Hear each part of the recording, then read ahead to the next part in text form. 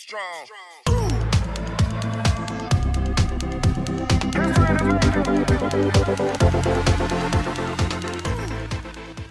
Hi, and welcome to Funny Minds. I'm Lynn B. And I'm your co-guru today, Edward Bess. How are you? And today we have on Jason Ross, who is from British Columbia, and he's a web designer and a lot of other techie stuff, but he's also an author. And Jason had sent me a couple of episodes of a book that he's writing, but I'm going to let Jason get into this because this is his deal. This is his time. And I want him to explain what he's doing, and it's better to come from him than from me. Hi, Jason. How are you? Doing pretty good. Yourselves? Very, very good. Doing well. Doing well. Now, I hope all the audience is doing great as well. So my book is called Noel's Honor. And for those of you who might not be familiar with Dungeons and Dragons style fantasy races, they're kind of anthropomorphic hyena people that are typically used as kind of the, shock troops, thugs that are the henchmen of the villains. However, I decided to take a bit more of a different approach to that, because typically also these types of shows have them in black and white, that these are the good guys, these are the bad guys.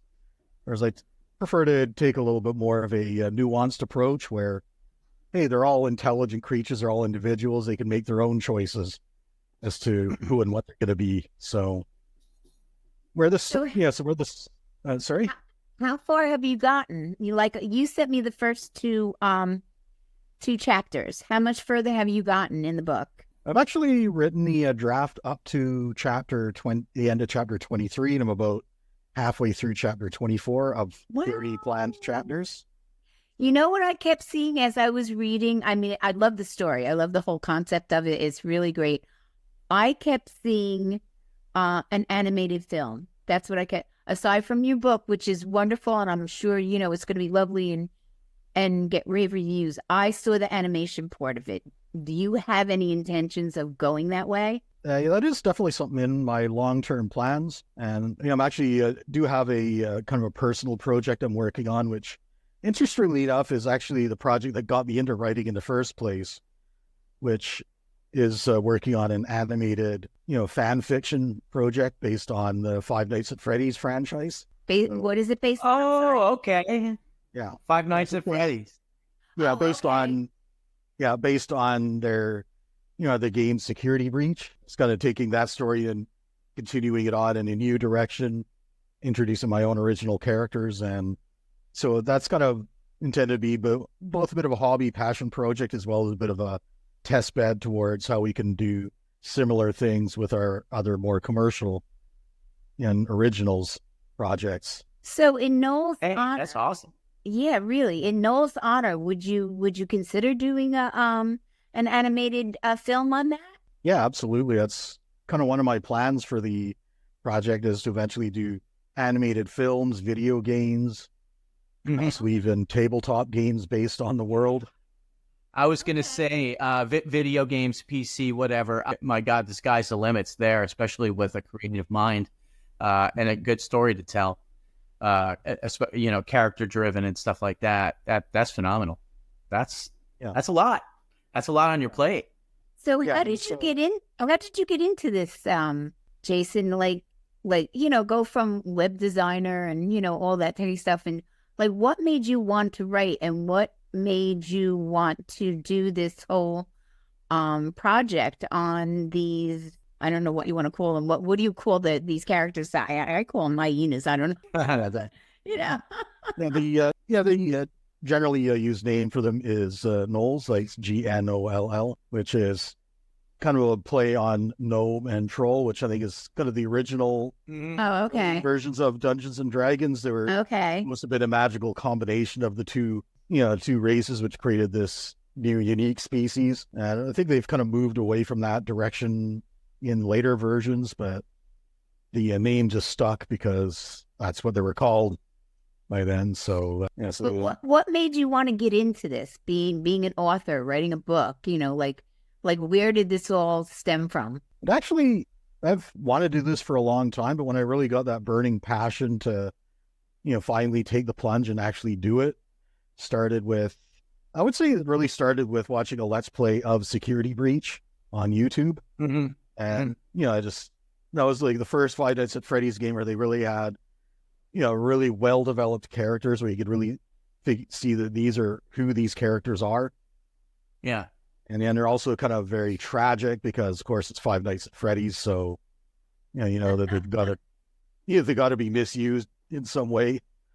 Yeah. By the villains. So I got this burning passion. I want to tell a story of what if, these different things happened in there. Like, that was around the time when Elon Musk was doing his hostile takeover bid with Twitter. Like, what if something similar that happened in this universe where some eccentric entrepreneur tycoon type decided to do a hostile takeover of this company and then, completely turned everything upside down in the franchise. Oh yeah, I could see that. I could see that happening very easily with Elon Musk. Yeah. Yeah. He turns everything upside down every day of the week. But he's always moving and shaking, man. That's damn sure. He's swinging. He's swinging for the fences. We can't laugh at him too much because he laughs all the way to the bank, and we're not even close to where he's laughing. So hey, listen, I forget billionaire. I like Elon. He's hundreds billionaire. Oh yeah. Money's not even money anymore. It's really he's past money. He's past money. Yeah. But Jason, everything that you stage. No, so. But Jason, everything you do, with your writing, is from a creative aspect obviously the sky's the limit. But moving forward, being that's a huge passion for you and you're really out there doing it now, the marketability for this is huge because Dungeons and Dragons obviously was massive and is massive, and everything in that realm, everything in that realm really has such a massive fanship worldwide. Whether you stay with writing or, like you said, video games or animated movies, regular movies, whatever.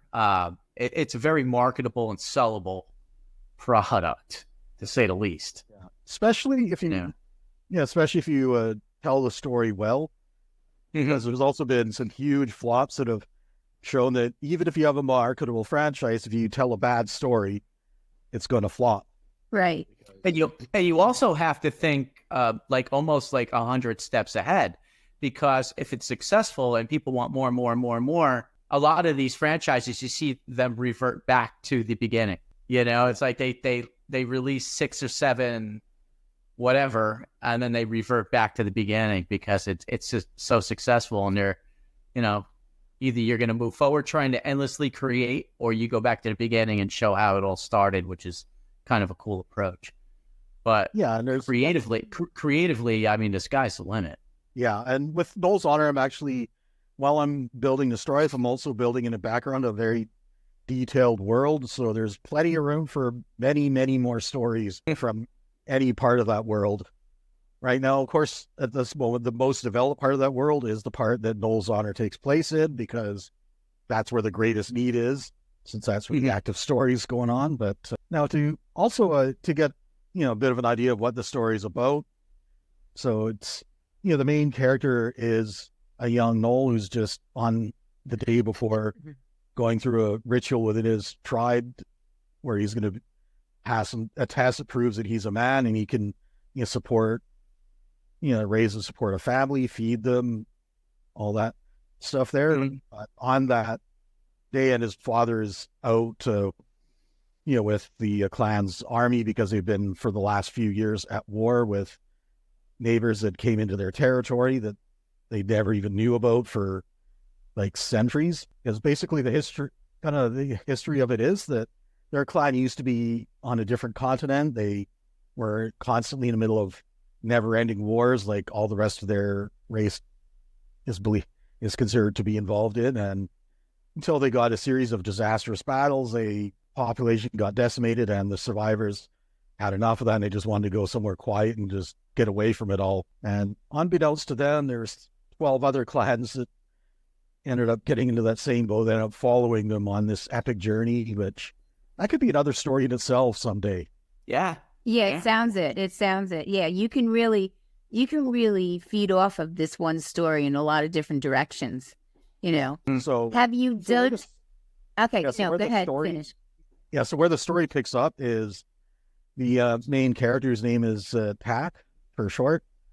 Is just going about his day as a 15-year-old about to pass his the next day is his birthday. He's going to get his rite of passage, and then enemies attack his home village, and two of his childhood friends are killed right in front of him.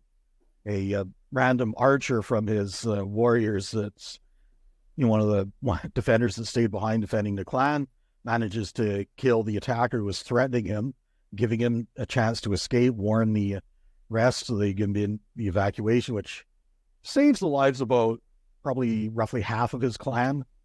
Were able to escape into the woods and hide. But of course, where the story really picks up is his father returns along with the other warriors that have been out hunting for this army, and now they're going out on a the army splits. Half of them is going on a epic journey of revenge. The other half is escorting the survivors to a new safe place where they can rebuild. Okay, Yeah, That's that's insane. as far as I got with the two episodes that you sent me. So it'll be interesting when it's finished to see, exactly how you planned the whole rest of this novel out, and what happens at this portion of your ending in this particular novel, which I think is you got an awful lot done in what I consider a short amount of time.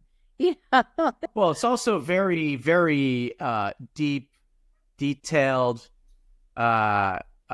storytelling that obviously probably takes a lot of time to create and put, work it all out and then put it down on paper and move it forward. It's a A lot. lot of illustrations in the book. Are there a lot of different illustrations of, the characters and stuff like that? now I have 5 of them planned. 4 Okay. of them have been created so far. The Okay. 5th and final one is based off of material I haven't finished writing yet. Okay. So yeah, So- that one's When do you see the end? When do you think this novel is going to end? Where you're going? Are you going to self-publish? my plan is to publish it on Amazon in 4 different media types. So it'll be hardcover, paperback, Mhm. audiobook, and Kindle ebook. Right. Okay. Yeah, my So- plan is also to publish it in a format where it's distributable to bookstores as well. So ideally, that can also make its way into bookstores, let it sell Sure. well enough, and get enough hype. So that's Yes. I read. Yeah. I read a story that, and I don't know where I read it from, but years ago, some of these very famous authors that we have right now, what they would do is they would purchase, like you have to have 5,000 copies sold in order to hit the bestseller list. They would Yeah. purchase 5,000 copies so they would hit the bestseller list. And then they would go around to all these bookstores and sell them so that it would create the hype on the bestseller list, blah, blah, blah. And that's how a lot of them became very famous. Not that their writing wasn't good, because I followed a lot of them and I read a lot of their books, but I didn't know that. And I thought when I was writing my book, I'm not buying 5,000 books and running around the bookstores. People like it, they like it. If I get a well, I did get it published, but if it goes anywhere, it does. But I'm just not going to do that. I don't know if you've heard that story. I haven't, but I could definitely see that because I know the See way how it happens. algorithms works. Now, Yeah. my case, I don't have that kind of money to buy 5,000 books. Yeah. Make it, If you're going to buy the paperback, it's still expensive. Yeah. That's a lot. And of Jason, books you to should buy. definitely do a hard copy. With that type of writing, fiction, and where you're going with all this, with the illustration and the character development. Those books are going to be like collector's editions. People are going to want to get their hands on them. I think it's Well, what happens, Eddie, is you choose this, but they don't do the book unless somebody buys it. Like somebody buys it and they decide whether they want it in hard copy or whether they want paperback, whether they want it in Kindle. They choose how they want the book. So So don't give it to you however you want it. exactly, Yeah. exactly. Oh, okay. Yeah. And then they take the percentage out of, what they give you. So I look at it like albums. Like if I, as a musician, put out an album, I would want a copy of that album on my wall. You know what I'm saying? right. Yeah. A hard copy. Yeah. I know people Yeah. can upload it, people could do this, but I want that for I myself. didn't do a hard copy. I bought several paperbacks. I didn't bother with the hard copy on my book. But it depends on what type of a book you have. Yeah. Yours, Jason, I can see you, ordering a hard copy for yourself or for a couple of friends or family or something like that. Yeah. But or you should say, you're my family. Go and buy my book. Support me. But I can see you, buying the hard copy for yourself just to have it in hard copy because, just the illustration alone that you sent me is beautiful. So I can imagine, in hard copy form, it would be even more beautiful to look at, Cool. Yeah. And where are you at, Jason? Up in Canada? I'm actually out on the west coast in the suburbs of Vancouver. Okay. Oh, okay. Okay. Very nice area. Yeah. Yeah. Yeah, definitely. Are you a big hockey? Are you a hockey fan? Yeah, I've been following the Canucks' dramatic resurgence this season, and Hey. going from missing the playoffs to 50 wins, possibly 51 if they take their last game. I'm a Flyers fan. I'm not from Philly, but I'm a Flyers fan. Hey, I'm a Rangers fan. They finally made the playoffs for the first time, I think, since like the 90s. So I'm like, yes. Yeah. But it's funny, Jason. The reason I ask is we've had quite a few guests on our show from Canada, all comedians and all different talents. And you'd be surprised the amount of guests from Canada that we've spoken to that are not hockey fans. And we were I know, it's shocking. Yeah. And it was like, what? You're But not I from thought Canada. all male Canadian babies were born with a hockey stick in their hand. Skating, you just were born on ice. You just slid across Right. Yeah, I wish. with a beer in your hand. You were like a Labatt, That's funny. That was kind of out of the blue, that one. right? So where do you go from here? You finish your novel. You're gonna have it. Published, and then where do you go from there? Do you want to see what your response is before you start something else? Do you want to jump into something else, or you have other things on the fire right now that you're working on? Well, yeah, actually, I have two other books in progress right now that I'm co-authoring. One of them I'm actually co-authoring with the illustrator that did the concept art and the illustrations, including the one you saw. Okay. Yeah, we're working on another one. It's kind of a alternate history fantasy type story that starts out way back in the Triassic period with like prehistoric elves living amongst dinosaurs, and then Oh, jeez. yeah, Like, is your mind in the Twilight Zone? Yeah. I don't know. That came from the mind of my illustrator / Okay. co-author. And what I is don't know what about is what is the other project that you're working on? The other one is actually quite a different style of book. It's a post-apocalypse biker story, kind of similar idea to like a Mad Max, Yeah. Oh wow! which That's that one super takes cool. place down in in a futuristic post-apocalyptic Mississippi. Yes. Yes. What That one's called. be? That's actually where my co-author lives, so Oh. he's very familiar with it. So what? Yeah. Plus, all the Mad Max stuff is always in the desert. You got to change it up a little. Yeah, well, that's Yeah. yeah, that's true. So what is that one going to be called? That one's going to be called Ride or Die, and the one that takes place in the ancient past. That one's called Wild Realm. Wild Realm. Okay, Yeah. I think I kind of like Ride or Die. I think. Yeah. I like think Ride or it's like- Die starring Nicolas Cage. Yeah, right. Oh yeah, he would probably make it. Yeah, the main He would character- be awesome.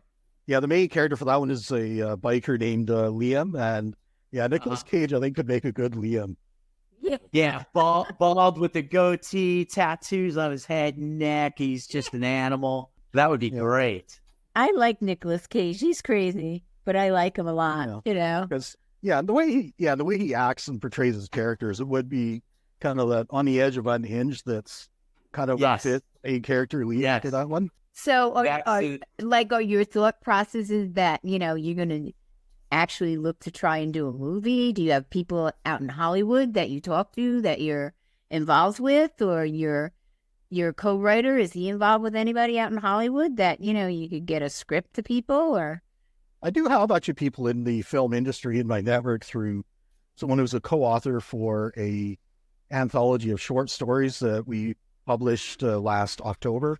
Okay. That one's called Void Gazes Back, which started out as doing a writing challenge within a creative community that myself and one of my co-authors, the co-author for Ride or Dies, created about maybe 14 months ago. It was when we first launched it.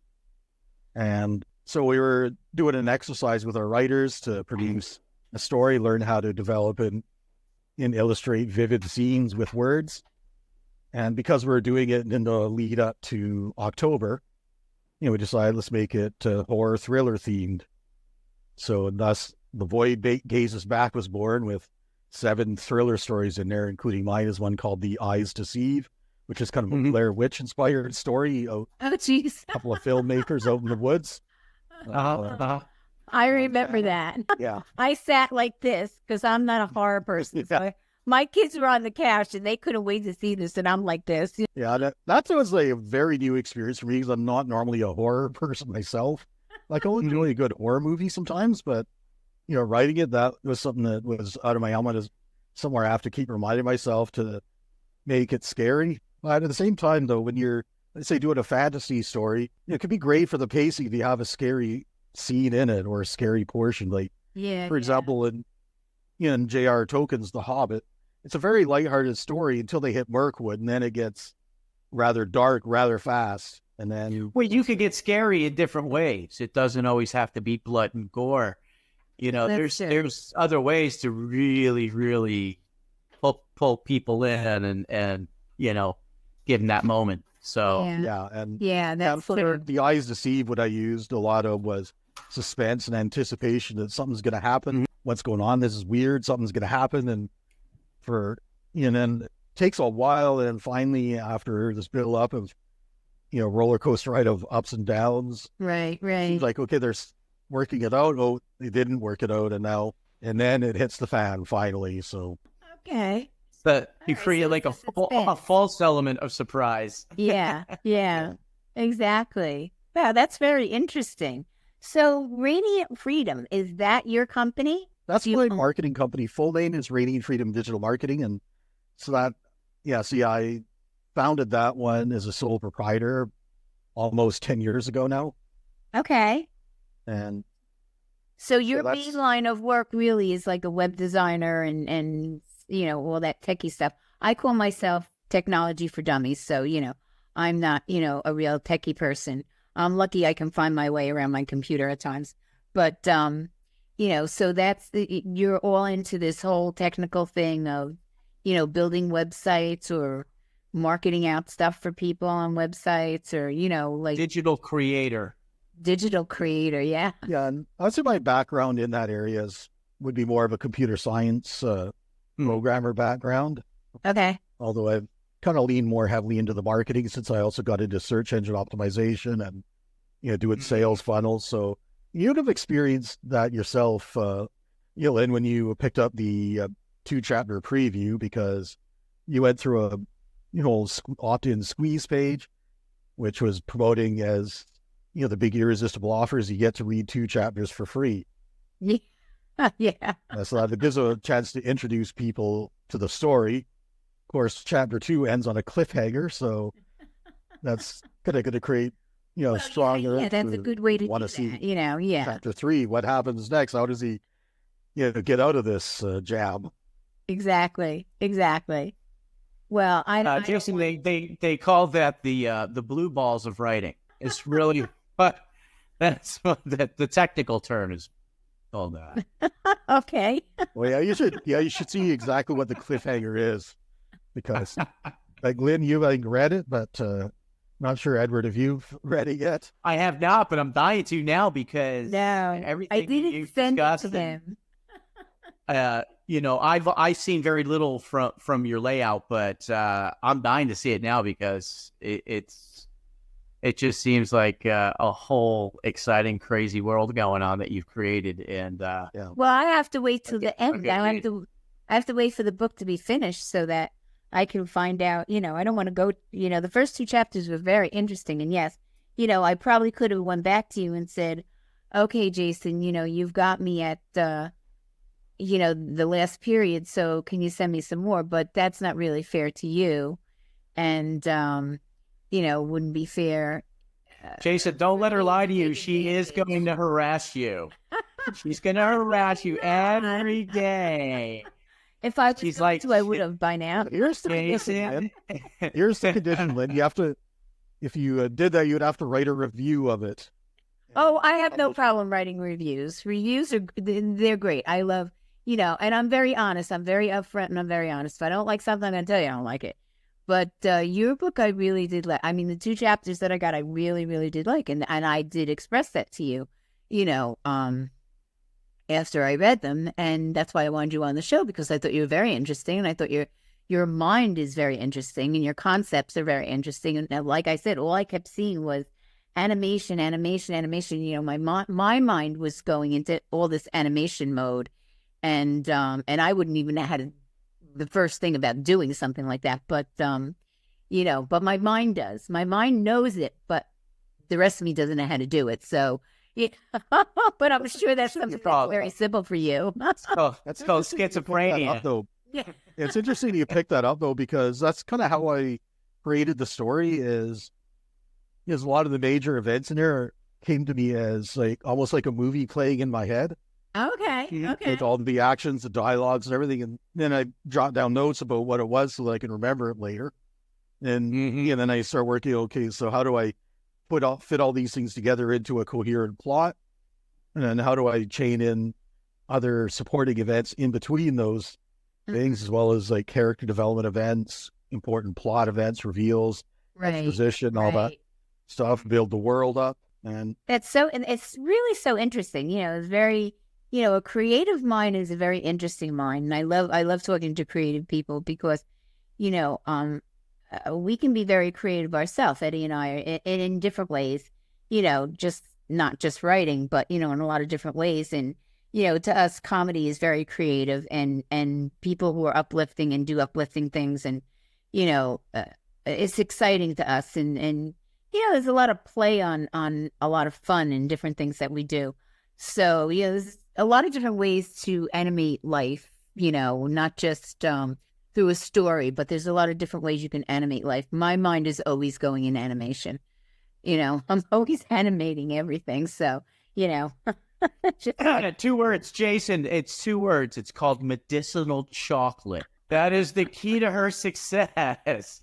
And the other 2 words, purple hair. Key to success. Yeah, I guess the purple haze is in my mind, But yeah, I want your book to be finished so then I can finally finish reading it and find out what happens with everybody. Jason, you have no idea the can of worms you opened, man. And she is really going to haunt you.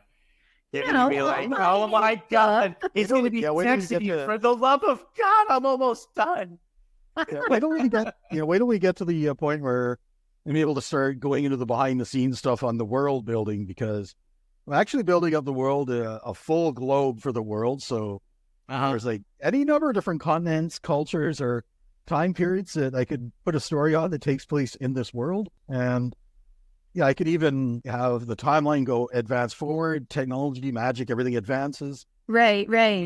Point where you could even start blending this world into science, into the realm of science fiction, and having, tax long descendants 1,000 years after the events of Noel's Honor are flying a rocket to the moon for their version of Neil Armstrong. Yeah, right. So, is there any way that, Jason, is there any way that we could sign a contract where from here on out, with every world you create, the Kansas City Chiefs are always the Super Bowl champs? It doesn't even matter if it's relevant to the story. Just in that world that you created, they're still I'm more of a CFL guy myself, actually.